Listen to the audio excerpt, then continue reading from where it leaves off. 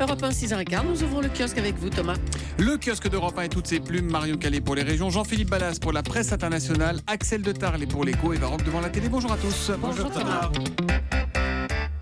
La presse nationale pour commencer et la confusion sociale se retrouve dans vos journaux ce matin. D'un côté, il y a Le Monde. Face à la CGT, le gouvernement exclut le compromis. Ou encore Les Échos, loi travail, Hollande sous la pression de sa majorité. Une partie des députés PS veut rediscuter sur le texte, mais l'exécutif exclut tout blocage. Et puis de l'autre côté, il y a Aujourd'hui en France, sur une ligne radicalement opposée, qui titre « Prêt à lâcher du lest ».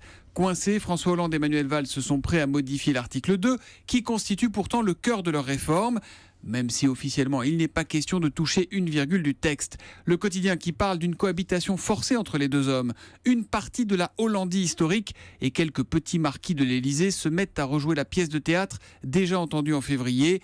Il faut sortir Valls, c'est du grand n'importe quoi. Un cas de figure qui fait ricaner un fidèle du Premier ministre.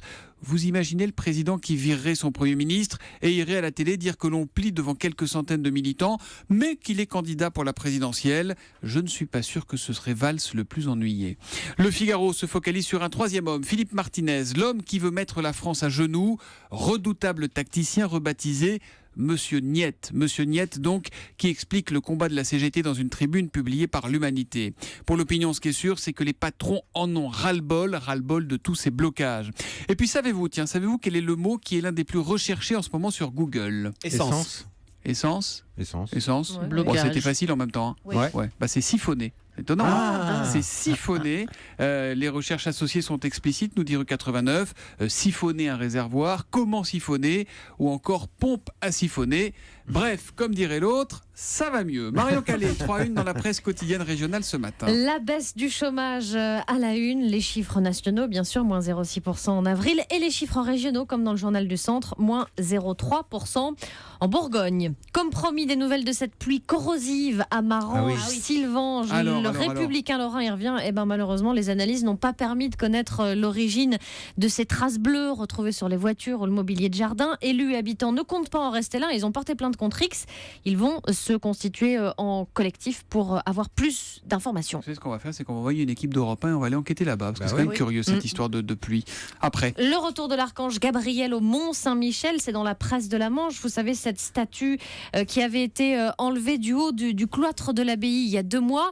Il est parti pour 2 mois en restauration en Dordogne. Eh bien, la statue va retrouver sa place aujourd'hui. L'histoire du jour, ma chère Marion, fait la une de l'Écho républicain avec un procès où il va être difficile de voir les pièces à conviction. Et pour cause, puisque la bague et les 2 boucles d'oreilles volées par l'accusé étaient toujours dans son estomac au moment du procès. Mais il y a bien eu une radio à l'hôpital pour prouver qu'il avait avalé son butin après une journée, il faut le dire, très mouvementée. C'était à la mi-mai. Cet homme prend un train à Paris, direction Chartres, persuadé d'être poursuivi. Il descend près d'Épernon dans l'Eure-et-Loire, grimpe sur le toit d'une maison où il dort et finit par s'introduire dans le logement où il vole ses bijoux. Le trentenaire présenté devant le tribunal comme ayant une tendance à la paranoïa a été condamné à 8 mois de prison, dont 4 mois fermes. Ça laisse le temps de voir venir pour récupérer le butin. Mi-mai, c'est toujours pas restitué. Faut qu'il prenne un petit peu départ, ce garçon. Hein. La presse internationale, Jean-Philippe Ballas, ce matin, on va en Ukraine avec le retour. C'est pour le magnésium. C'est pas de transit aussi. On va pas détailler ça maintenant, c'est pas Le complètement. magnésium. D'accord. Vous en prenez un peu alors. Ce matin, on va en Ukraine avec le retour au pays d'une héroïne nationale, Jean-Philippe. Une forêt de micros et de caméras autour d'un sacré personnage. Nadia Savchenko, jeune pilote de l'armée ukrainienne, condamnée par Moscou à 22 ans de prison, puis finalement libérée hier en échange de 2 soldats russes détenus par Kiev. Et vous pouvez peut-être entendre derrière moi une femme qui harangue les médias notamment. C'est elle, c'est Nadia Savchenko, qui se tient droite, qui tourne sur elle-même comme dans une arène. Elle a le cheveu court, une silhouette ramassée, elle est visiblement fatiguée, mais elle martèle son discours devant les médias ukrainiens. Elle remercie la foule et se dit prête à retourner combattre. Il faut dire que depuis son arrestation il y a 2 ans, elle n'a cessé de braver les autorités russes en souriant, en chantant parfois dans le box des accusés, en faisant des bras d'honneur, en faisant la grève de la faim. Un caractère bien trempé, voilà, vous avez compris. Elle n'a eu de cesse de rejeter en bloc les accusations de complicité de meurtre.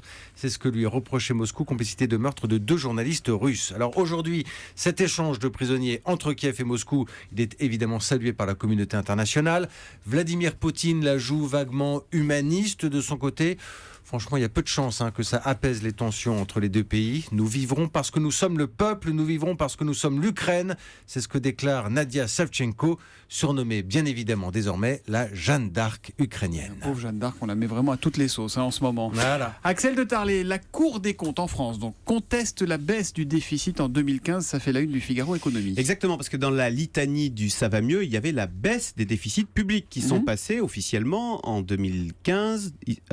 Ils sont passés de 85 milliards, c'était 2014, à 70 milliards en 2015. Donc vous voyez, une baisse du déficit de 15 milliards d'euros. Sauf que c'est une baisse en trompe-l'œil, nous dit la Cour des comptes, qui le démontre. Elle dit en 2014, que s'est-il passé ? Il y avait des dépenses exceptionnelles, il fallait aider la Grèce, et puis il y avait eu le plan d'investissement d'avenir, vous savez, les fameux... Voilà. Mais si vous enlevez ces dépenses exceptionnelles, le déficit, il n'a pas baissé,